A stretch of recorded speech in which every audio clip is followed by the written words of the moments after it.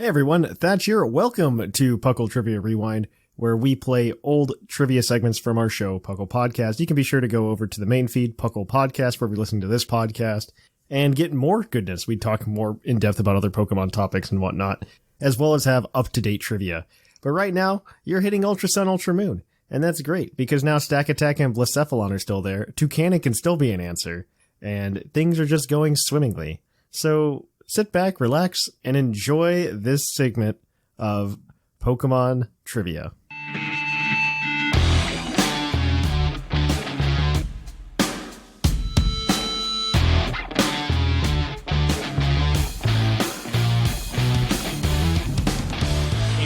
To PuCL's PokeQuiz. This is the segment of the show where we quiz your co-host on their innate Pokemon knowledge. So, of course, that means no internet for you guys. That's a no-no. You can't look things up. You got to use what's in your heads.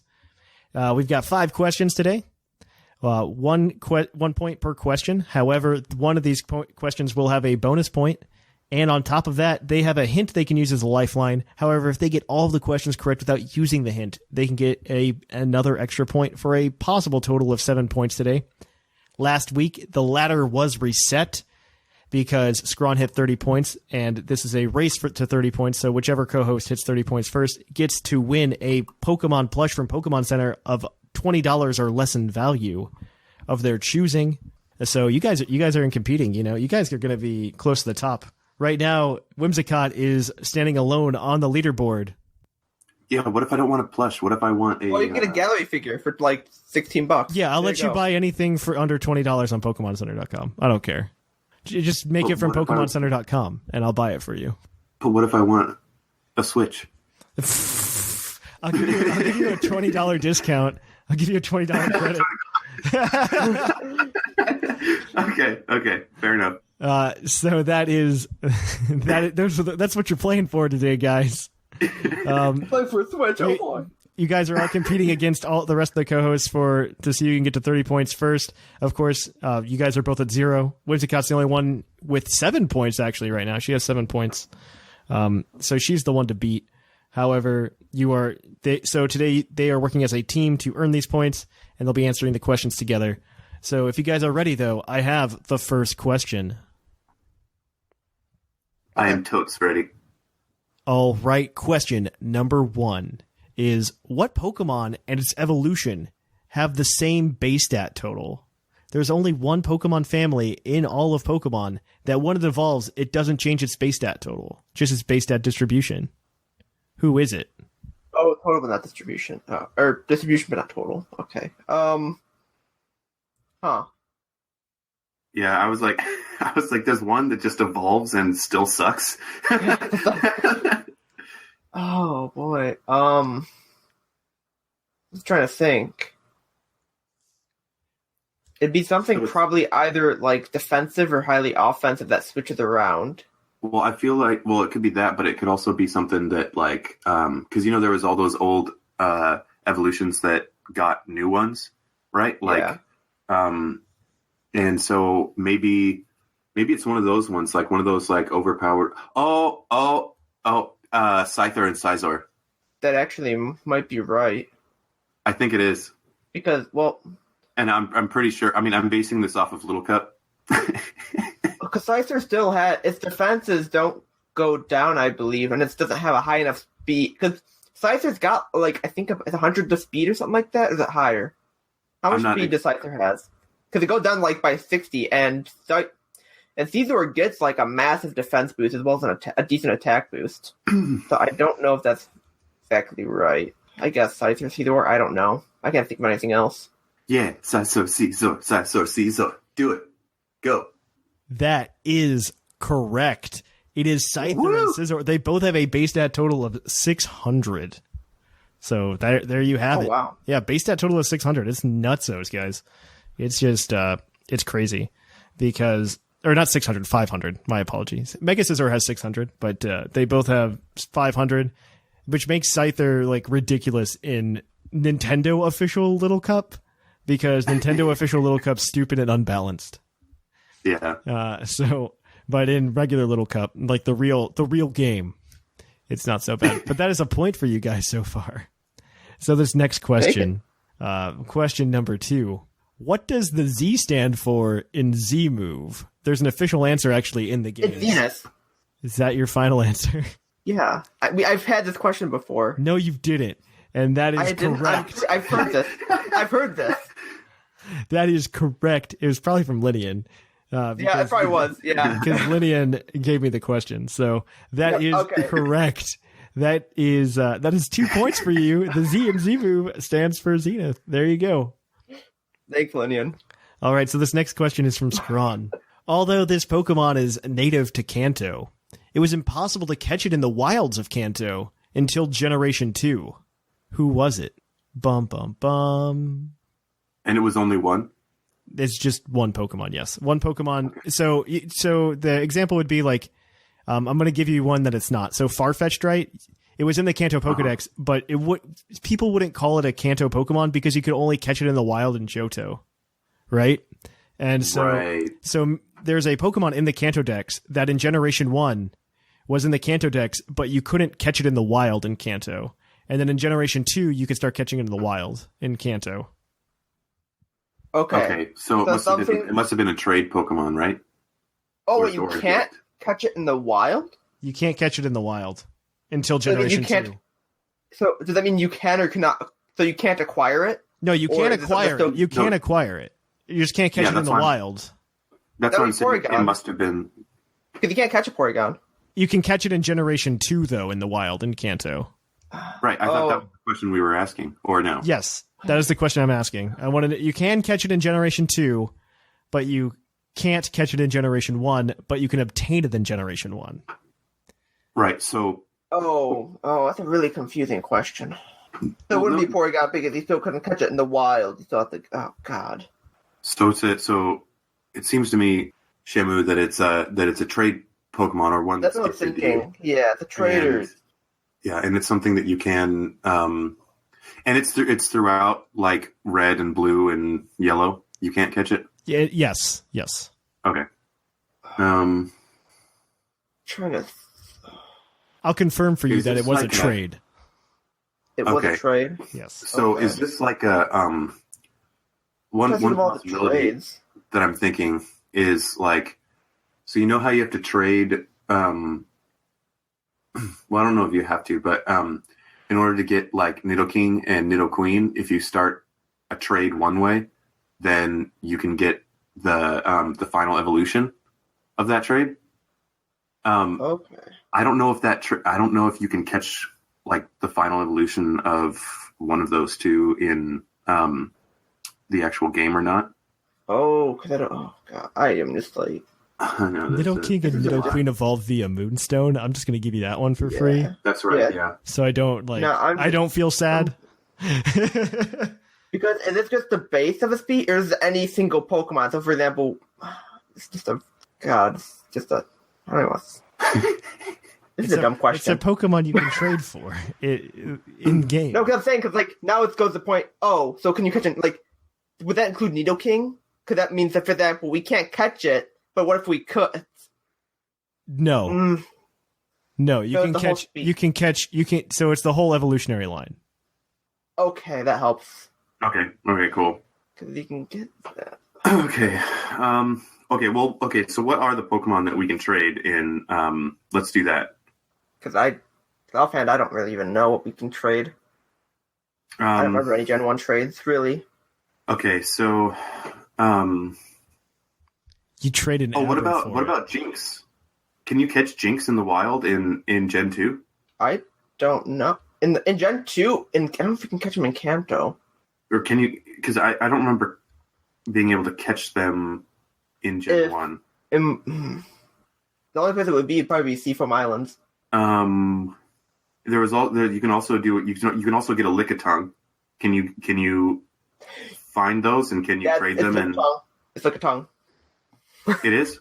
Okay. That's all you trade for that, and I don't remember ever seeing one in the wild. Okay.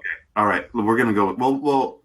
I need an answer. You're supposed to be able to see it in the wild in Gen 2, though. Yes. I'm pretty sure in Kanto in Gen 2. I'm pretty sure it's in Kanto. Okay, then let's go Lickitung.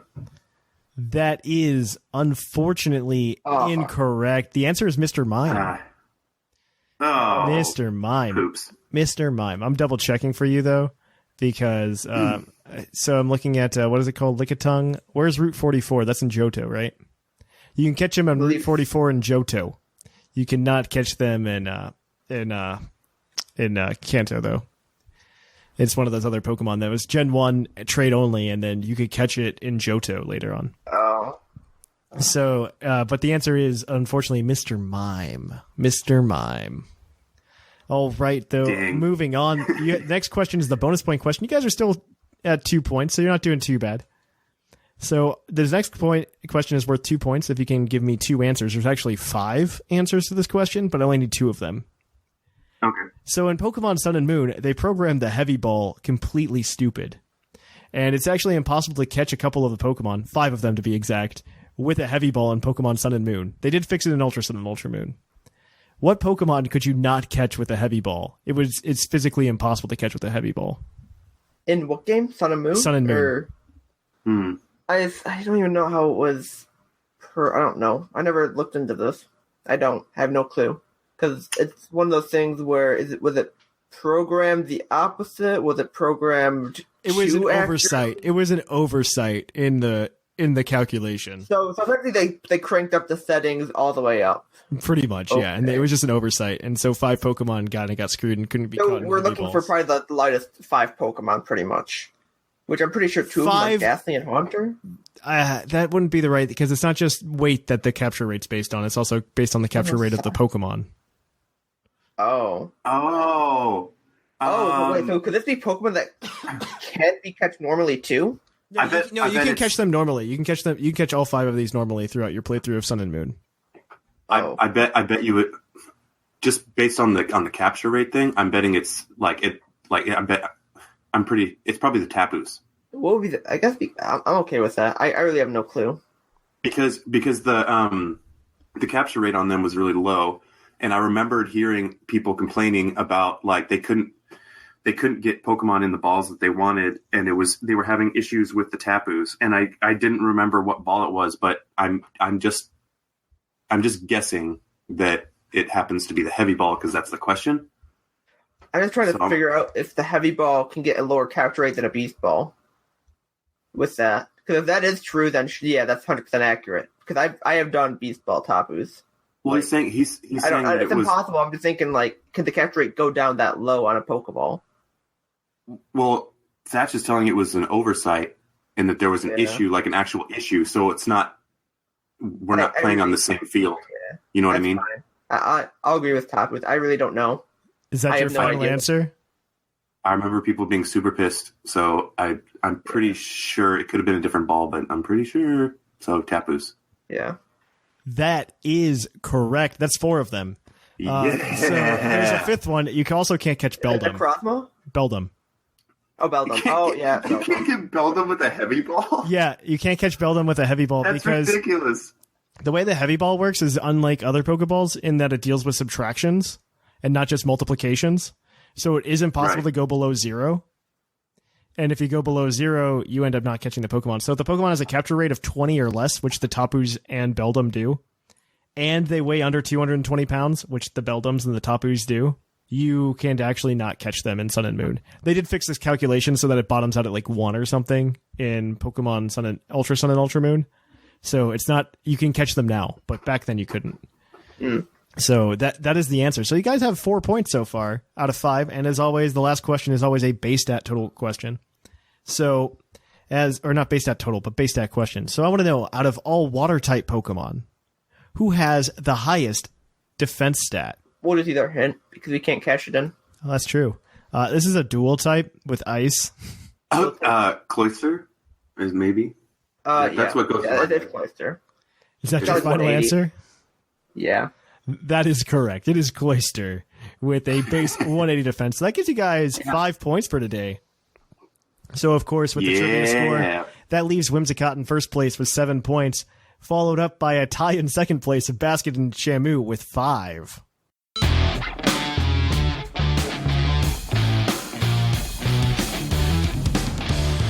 on to Puckle's PokeQuiz, the segment of the show where we quiz your co-host with their innate Pokemon knowledge. So, of course, that means no laptop screens. Laptops particularly is something I decided to say, I guess. No internet, guys.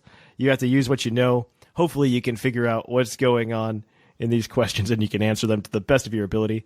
You are competing as a team today against the rest of the co-host in the squad. Of course, that means that we have 5 questions for you guys today. We have 5 questions, all worth 1 point apiece. However, one of them will have a bonus point, and you have 1 hint that you can use as a lifeline throughout the question and answer session. And if you answer all of the questions correctly without the hint, you can get all 7 points. So didn't we get a perfect score last time that we were all together? Yeah. Last time you were on, I think. No pressure. It doesn't matter. The ladder recently reset, so I think this is like the 3rd episode with the new ladder. So you'll be fine. And we're going to go ahead and jump right into it. You are competing against the other co-host of the podcast for a plush from PokemonCenter.com, or I guess anything from PokemonCenter.com of $20 or less value, because Basket had to go ahead and make be pedantic about it. And we are, of course, going to be going ahead and asking questions. So if you guys are ready, I've got them ready for you. I'm down. Let's go. All right. So Born ready. Question number 1 is, what is the only region in Pokemon that has 2 lighthouses? Huh. I feel like it might be Unova. No, wait. 2 lighthouses. 2 lighthouses. Let's think of the lighthouses. Well, obviously there's the one in Johto in Olivine. Yep. What about like Bill's Lighthouse? Okay, so are we talking... that was in the anime, or was that in... Are we talking video games? Video game. In what context? Okay, I want to make sure. It's like, well, really? You can just find a lighthouse wherever. Right? You're not wrong. Yeah. I feel like Hoenn definitely had a lighthouse. Did it? I don't know. I actually... this is harder than I thought it should be. Was there one in 4th gen anywhere? I feel like there might be one in Sunny Shore, but I'm not sure. Because it's been so long since I played 4th gen. Does Alola have 2 lighthouses? It is like a bunch of chains of islands. I don't think there's any lighthouses in Alola. Nah, you just go surfing at night and everyone's fine with it. I was thinking... No. Okay, so let's discuss what regions we know that it's not, so we can make a decent guess. It seems like it's not Kalos, right? Mm-hmm. We're not thinking of Kalos. Not Kalos. I don't think it's Kanto, right? Like, there's no lighthouse in Kanto. Not Kanto. Not Alola, to our knowledge, right? Yeah. Right. I don't remember there being a lighthouse in Alola. Oh, wait, there is one. There is one in Alola. Isn't it? Yeah, it's like in a hard to access. It's really hard to access, isn't it? It's on Melee, I thought. No, I thought it was Coney. It was Coney City Lighthouse. Yeah, that's the one I'm thinking. The one with the rock specialist. I'm so done with the Lola, you guys. I'm gonna need an answer. Okay. I need an answer. Okay, I understand that you need an answer. Just let us... I'm going to go with Alola, because why not? I mean, you know what? I have nothing to prove. I've won Trivia Championship before, so I don't care if we're wrong. Why not? Okay, Alola it is. That is, unfortunately, incorrect. The answer is Hoenn. In Slateport and Lily Cove cities, there are both lighthouses. That was close, though. You were thinking a lot of water, and I think the region with the second most water would be Hoenn. So you were getting close. Hoenn be hoeing us. That's okay. Can't be perfect. No. All right. So this next question is from Linian, so you know it's going to be good. So in Black and White, Dive could be obtained in the postgame to obtain items from the Abyssal Ruins. What item in the Abyssal Ruins was worth the most money? I have written down in my notes the most cash dollar bills, y'all. But this is the most asininely arbitrary question. Like, this leads to this, and what is its value? I'm like, well, no, which one was just worth the most? That's the big thing. What's the big item you're going down to the Abyssal Ruins for? Was it the Relic Crown? Did we sell the Relic Crown? I thought that was how you got like the plates, the Arceus plates. You could get those. Them Probably aren't too. as much. Yeah, why not Relic Crown? I don't even care. Linian, why are you asking this question? I'm mad at you now. That is correct. The answer is the Relic Crown. It's worth like 3 million Pokédollars or something like that. It's absurd. Like a large sum of money. But yeah, interesting. That is correct. So this next question is written by me, but Mewtwo has a birthday. This was originally going to be the bonus point question, but I came up with a better bonus point question. So I'm just going to ask you guys for the month of Mewtwo's birthday. Canonically, it is in the video games. It's February 6th. It is. Yeah. Thank you for knowing that. I was going to guess February, but I didn't know the day. I would have given you 2 points with that originally, but I have a better double point answer. But that is correct. The answer is February 6th. That is Mewtwo's birthday. You can learn that in the Cinnabar Island Mansion in Kanto. You can learn that Mewtwo was born on February 6th. So that was quick. That was according to the lab. According to the lab. So that's 2 points for you guys so far. So the next question was going to be the second part. Oh, that was just the day, like the month and the day. I was just going to be nice to you guys. But this next one has 3 answers. I only need 2 of them, 1 point for each answer. If you get all 3, you get bragging points.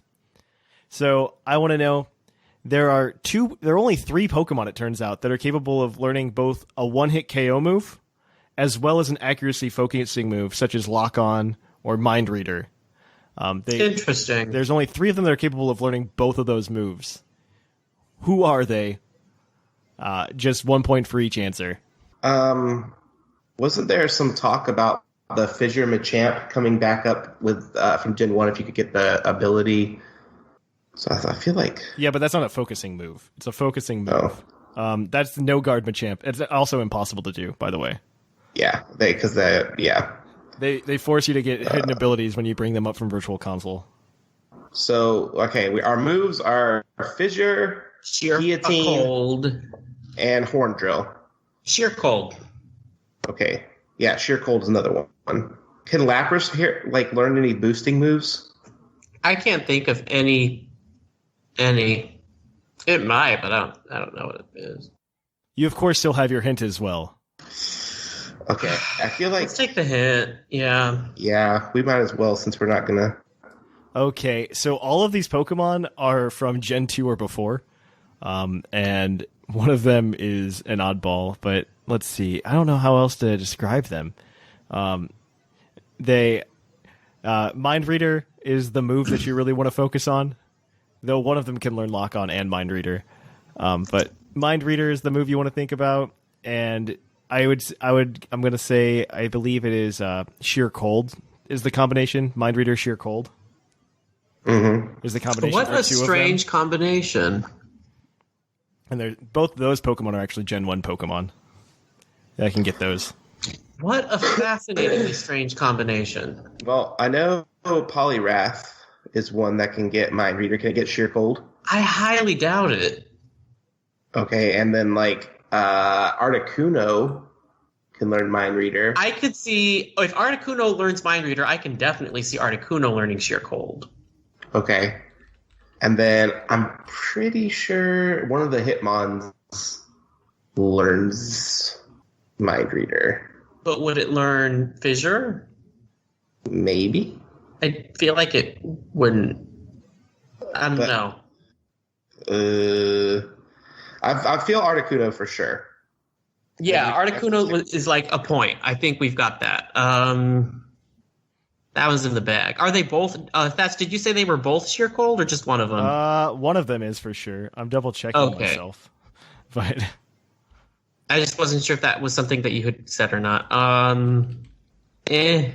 Oh, it's actually okay. So one of them is Mind Reader Sheer Cold. One of them is Mind Reader Fissure, and then one of them is literally all of them. Okay, Lapras learns everything. Well, I mean, yeah, why only not? 2 of these Pokemon are from Gen 1, and then one of them's from Gen 2. Interesting. Yeah. Hey, what if we said Smeargle? Oh, yeah, that works. Let's go Articuno and Smeargle. Yeah, there you go. I like it.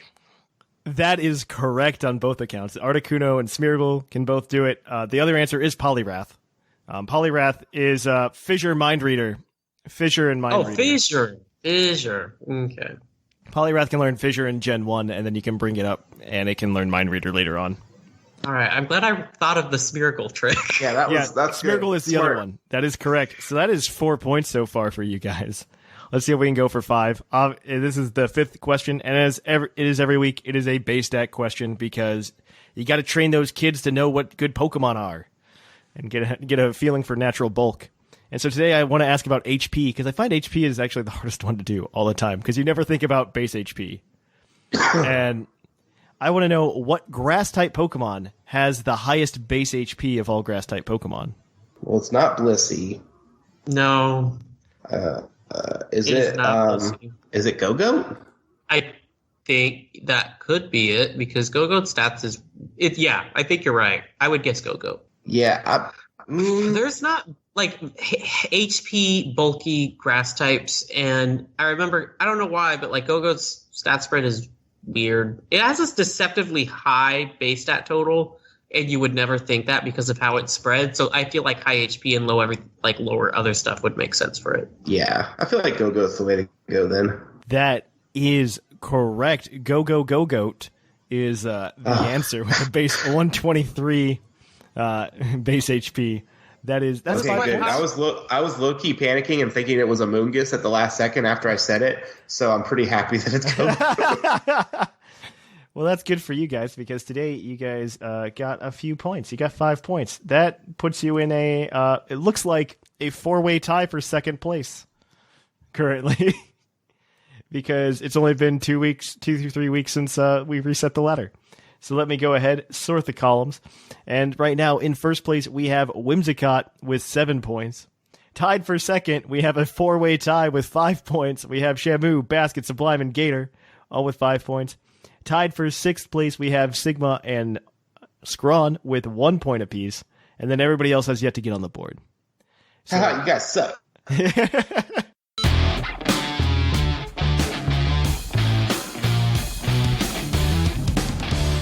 Welcome to PUCL's PokeQuiz, where we're going to quiz your co-host on their innate Pokemon knowledge and how much they know and stuff like that, and all of their know-how and everything.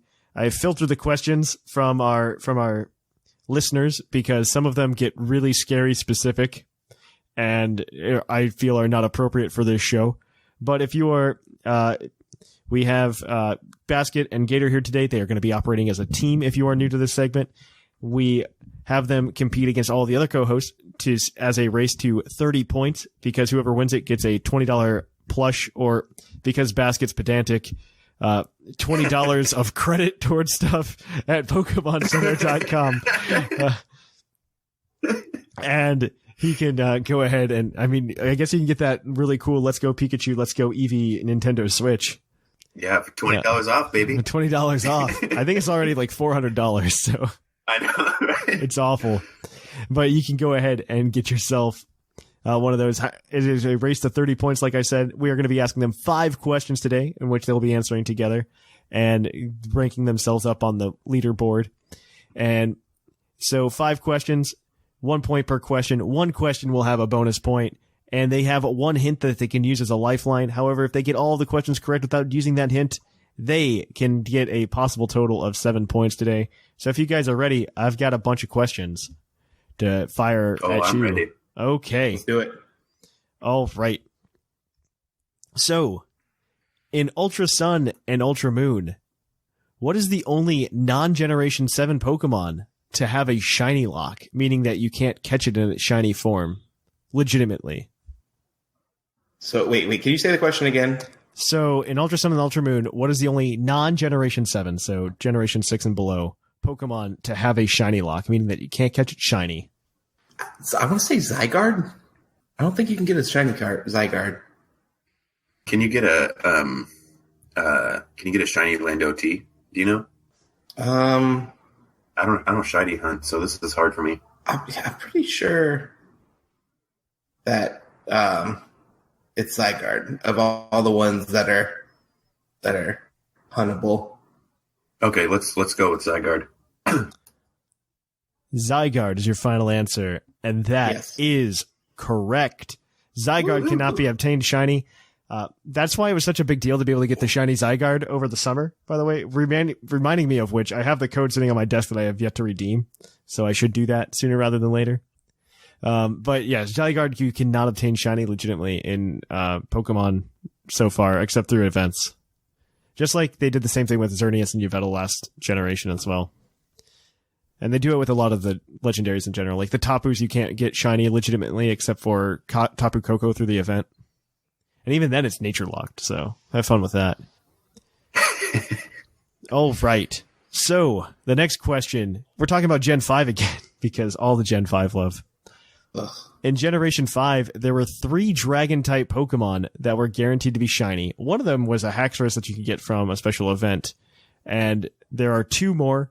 All I need is one of them. I'll accept one. If you give 2, though, you get Thatch points, and those count for literally nothing, but you can keep track of them yourselves. I would say Hydreigon. These are guaranteed to be shiny. Guaranteed, by the way. Like these, you are like gifted these shiny Pokemon. Oh, okay. And all 3 are dragon types?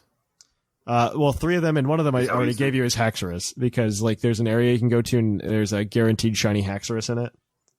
In Generation 5. This is specifically also in Black and White 2. You get Dragon-type Pokemon shiny. Okay, so what are the Gen 5 Dragon types, right? So you have the one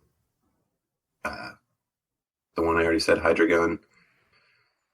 Then you have I think you get Dratini. Is it Dratini? Because you can get the shiny Dragonite.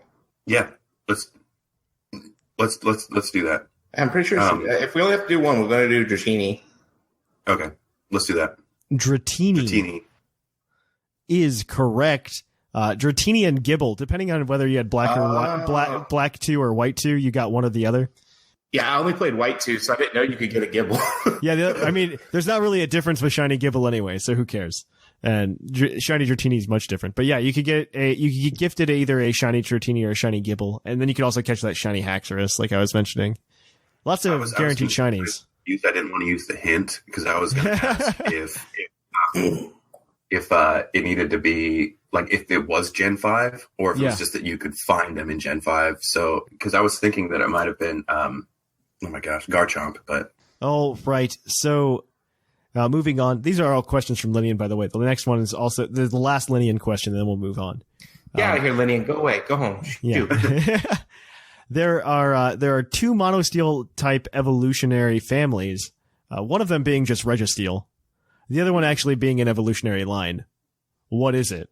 Just solo steel typing. Solo steel typing throughout the entire evolutionary line. Is it that would be Kling Klang? Yeah, the Klinks, right? Because they don't have any other typing, and they're steel throughout, right? Gator. I'm pretty sure. Yeah, I want to go with the Kling Klang line. That is correct. Yay! I cut you guys off while you were thinking. It's fine. But that gives you 3 points so far for today. You almost got that perfect score. Clink line is the only one that legitimately just goes all the way steel. Who would have thought, right? I always thought there were more. I never realized that until recently. But I guess the other ones that you could think of are like Maw Isle used to be pure steel, but now it got the fairy typing and stuff like that. Yeah. We probably got some retcon steel fairies because steel fairies like everywhere, man. I swear. But the next one is from the Hey Real Geiger. So he wants to know, this is 2 points.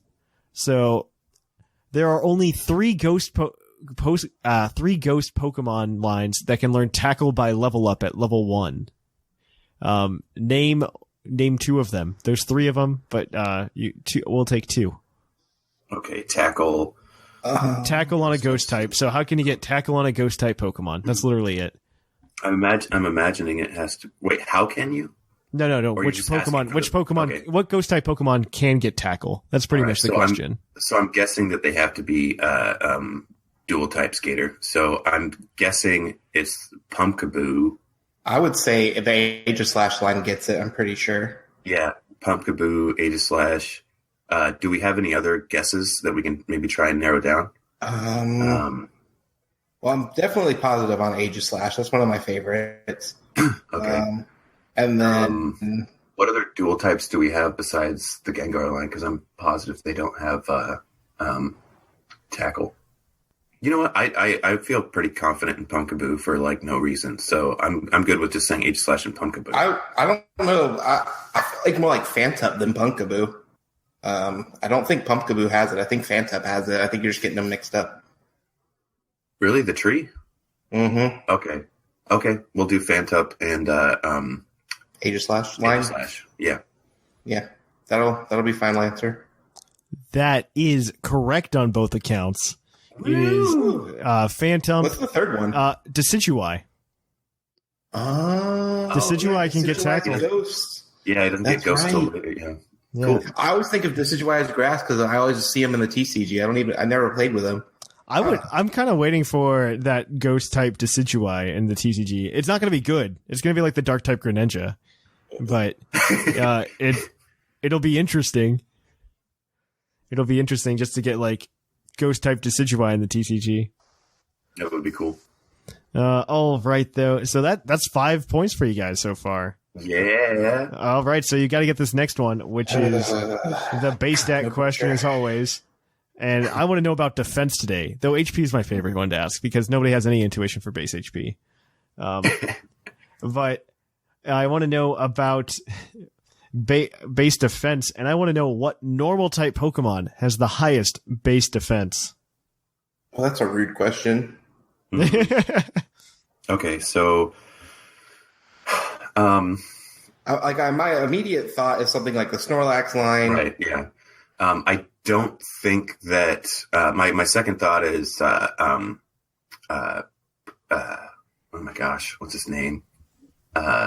The one that has the like ability where he waits Slaking? Slaking, but he could have it. Oh wait, highest base defense for a normal type? Yeah. That's gotta be is it one of the is it the Well, I was thinking Regigigas. Ooh, Regigigas is a good one. But I also know his main attack or his main thing is his giant attack stat, so he could be wrong. What about Audino though? No, I think Audino is that Mega Audino is really bulky. Yeah, but I think that's like so for like Chansey and Audino and stuff like that. I think that's health. I don't think that's I'm pretty sure Audino's defense. Like I really feel like Audino is if I remember correctly, that it gets real fat. Like as far as not like HP necessarily, but like base defense. Really? Because like Megas also get that weird boost. Yeah. Well, we still haven't used our hint. I feel strongly about Audino. All right. Is there a hint that you can give us, Thatch? If I do and you get this right, you only get 6 points for today. If you get this right without using the hint, you get 7 points. Okay. All right. All or nothing. I'm going with Gator. You're going with Audino or Mega Audino? Mega Audino. That makes more sense, Mega. Obviously. That is correct. Mega Audino has the highest base defense of all normal type Pokemon with a base defense of 126. You were making me question myself there. I was about to be like, all right, let's go with Basket. Well, I mean, I've never used Audino. Like, I think I picked it up once on like my first playthrough through Gen 5 and looked at its stats, and I was like, nope. So I haven't looked at TCG Cast this week or Game Corner the week before that to know who has what points. So I haven't added those in yet. Scrawn and Sigma were on the last one, right? Yeah, okay. Doesn't matter. So we're going to go ahead and I'm going to read you off the new standings. So right now, Basket and Gator are tied for first place with 12 points. Whimsicott is in third with 7. Shamu is pulling up fourth place, tied with Sublime with 5 points. Scrawn and R Sigma are tied for 6th with 1 point, and everybody else has yet to get on the board. So there you have it, guys. I mean, it's only been like 3 weeks, so you guys are doing pretty solid. Pretty solid point-wise. What's my point total? 12. You have 12. Nice. Currently, yeah. Only 18 more to go to get that $20 credit towards your Nintendo Switch.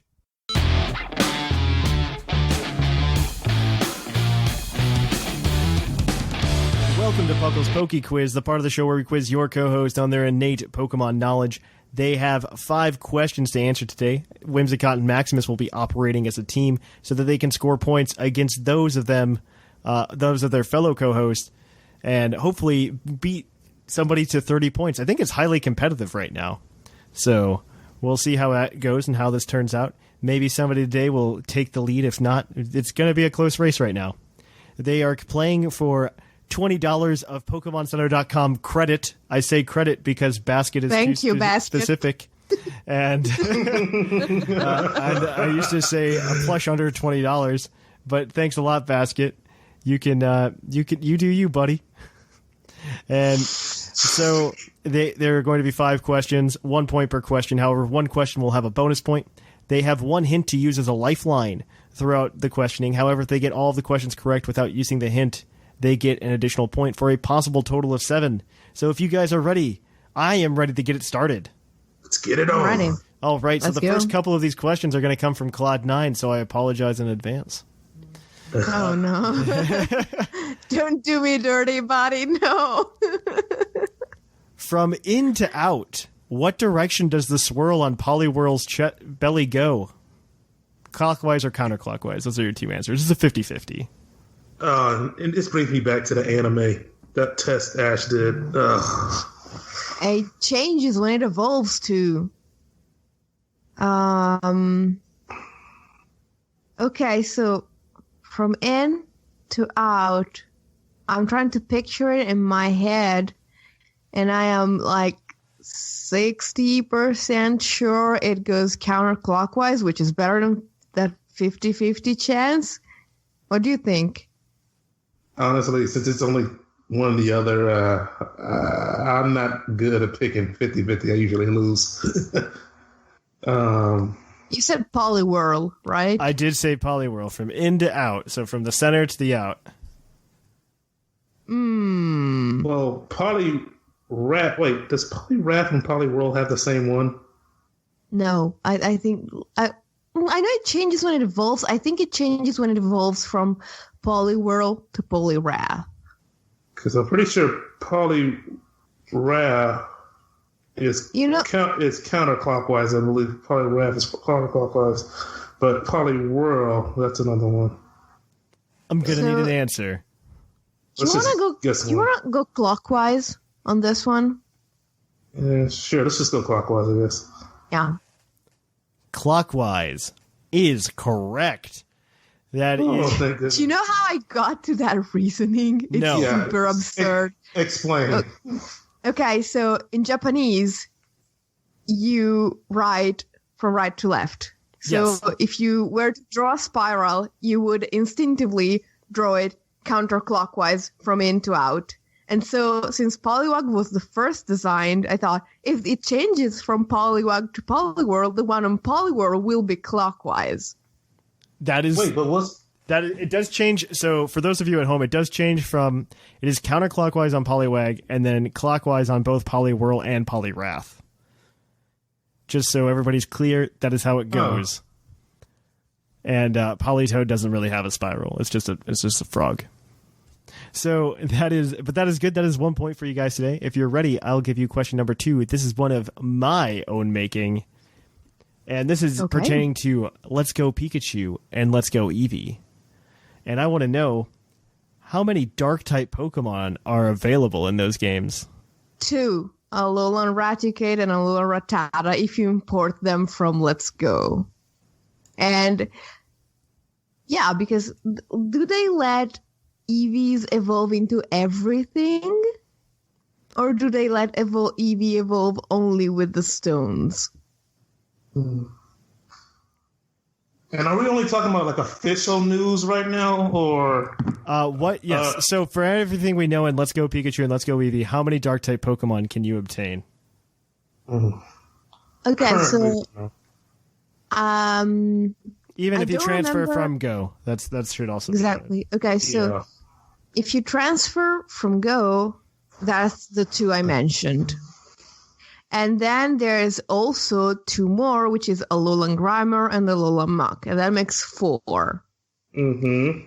And then if you can evolve Eevee and not your starter Eevee, we know that one doesn't evolve. Yeah. So so question. We don't get Crobat, right? It's just the original 151 and the Alolan forms. Right, Maximus? I believe so. I haven't heard any mention of other evolutions past Kanto, at least from my knowledge. Yeah, then I think it's just those 4, the 4 dark type Alolan forms. Are there any other ones that I'm forgetting? As far as Alolan forms, no. Vulpix and Sandshrew are both ice. And Marok's Ghost. Yeah. Yeah, and Dragon, Psychic. No, I think it's those 4. That's your final answer, 4?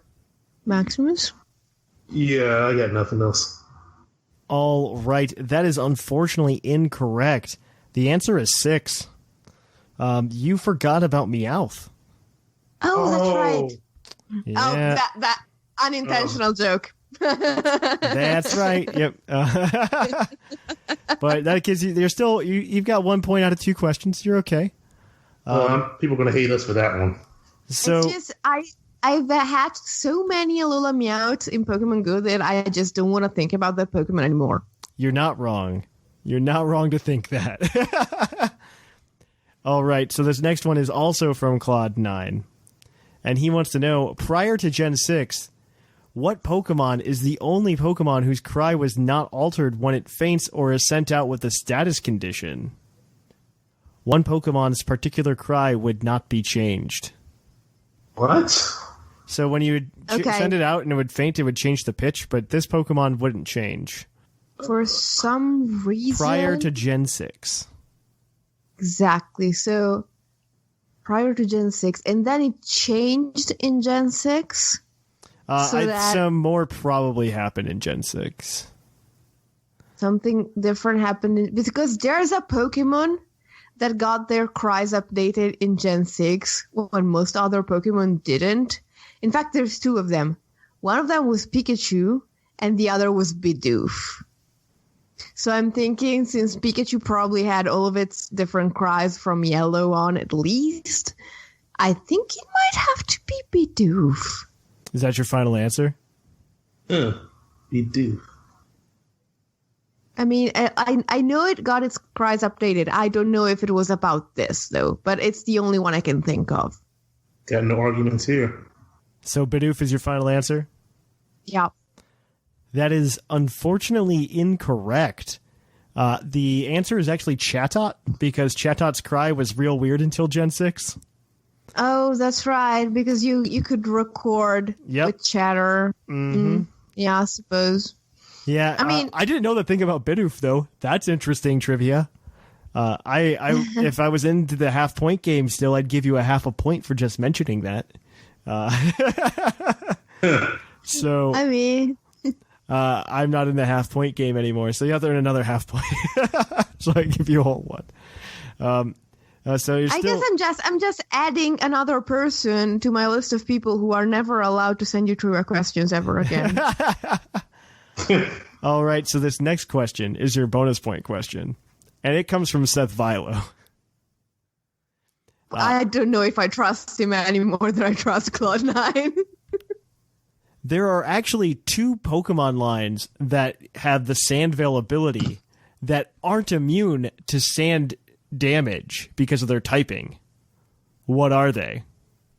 Okay, one of them's the Herdier line. That's a famous one. Sandveil, not Sandrush. Sandveil. I'll be nice and be nice about that and correct you. Yeah. Well, thank you for that. Well, I'm keeping quiet. So, Maximus, Sandveil. What are some... Okay, so in order to be immune to sand, you have to be ground, rock, or steel, right? Right, so it's none of those types. Yeah, exactly. So, Sandveil. I'm thinking stuff that lives in the desert, like in Gen 3, but One of them could be Maractus. Yeah, that could be. It could be because they are in the desert. Yeah, one of them could be Maractus. And what about Maractus in the Cacnea line? How about that? Oh, yeah.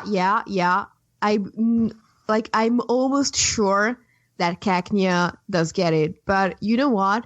We botched a few questions, and the next one is the base stat question. And if Thatch is a man of his words, we already know the answer. I'm not, because I forgot Poke at the episode last week. So I'm sorry. No, Thatch, you disappoint me. But anyway, do you want to use the hint to figure out if we're going in the right direction with this? We can. Okay, we're using the hint. One of these is a Gen 3 Pokemon, and one of these is a Gen 6 Pokemon. You are correct about the typings. They're not ground, rock, or steel. One is grass. Grass, and there could be another typing with it. And another one is electric, and there could also be another typing with it. Electric? Okay, so you're totally right about Cacnea. And a Gen 6. An electric Gen 6 Pokemon with Sandvale. Ooh. It also has dry skin.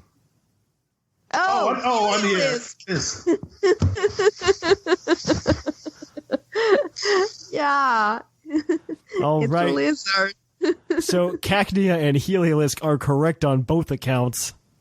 That gives you 3 points for today. Our next question is the base stat question, and I totally forgot who the Pokemon of the episode was last week.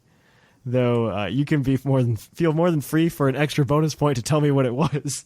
It was Hariyama, and it has the highest base HP of all fighting types. Type Pokemon. All right, there's a bonus point. Yay. Give you 4 points for today. Seriously? No, please. And then on top, okay, but now here's the real base stat question. What is the fastest Dragon-type Pokemon of all Dragon-type Pokemon? Naganadel. Wait, are we counting legendaries? We're counting everything, man. Legendaries, non-legends, megas, everything. Fastest dragon type. Why do I just want to say Mega Rayquaza just for default for some reason? Ooh, that's another one. Like, I know Naganadel has really stupid... Alternate Crozma. It's Alternate Crozma, isn't it? Why does Gen 7 have so many freakishly powerful things with stats that are completely beyond any previous bounds? Oh gosh. So my guesses are Naganadel, Ultra Necrozma, and yours are Mega Rayquaza, and... Watch both of them be wrong. Because, like, I can tell you it's, like, pretty much none of those pseudo-legendaries. The most they get up to is, like... Most of them are slow, actually. It's, like, 110 with Mega Salamence, so... is Mega Salamence 110? Because Salamence is 100. I'm pretty sure Mega Salamence is, like, 110 or 115. So... I'm going to need an answer. Like, okay. Which of the three do you want to go with? For some reason, I think Mega Salamence is the slowest one out of the three of them for some reason. No. I mean, Ultra Necrozma, Mega Rayquaza, or Naganadel. Oh, I wasn't even thinking about Naganadel. Let's go Naganadel. Okay. Naganadel. Naganadel is unfortunately incorrect. The answer is actually, wait for it, Mega Sceptile. With the base 145, base 145. The next fastest is Ultra Necrozma with the base 129. Wow, that's a big gap, actually. Yeah, it's huge. I saw that one. I thought I'd be able to throw people for a loop. Exists. Yep. Mega Sceptile, man, he's so much fun. He's like the best.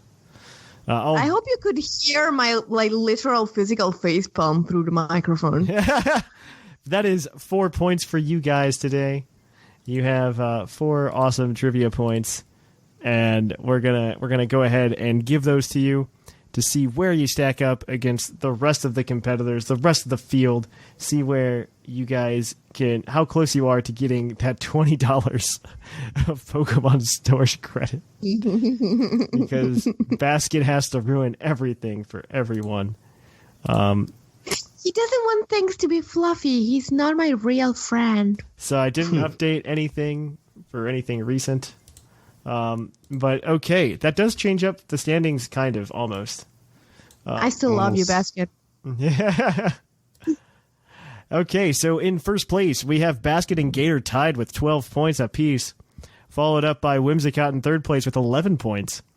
In fourth, we have Dr. Shamu and Sublime tied with 5 points. In sixth place, we have Maximus with 4 points. And in seventh place, we have Sigma and Scrawn with 1 point. Everybody else has yet to get on the board. So that's good. Good for you guys. Yay. Let's all slow clap. We hope you like that. If you want to keep up with Puckle throughout the week, you can go over to the main feed at Puckle Podcast.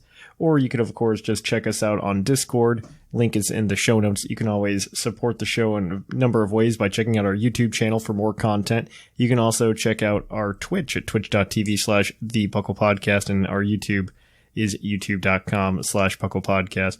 You can, of course, help support the show in a variety of different ways. The first being checking out our TeePublic store or purchasing something. You could also go ahead and you can go subscribe to us on Twitch with a Twitch Prime membership, or you can go buy some Vite Ramen using code PUCKLE at checkout for a 10% discount. Or, more importantly, you can go to our Patreon at patreon.com/pucklepodcast. But we hope you liked it, and we will catch you guys on the flip-flop.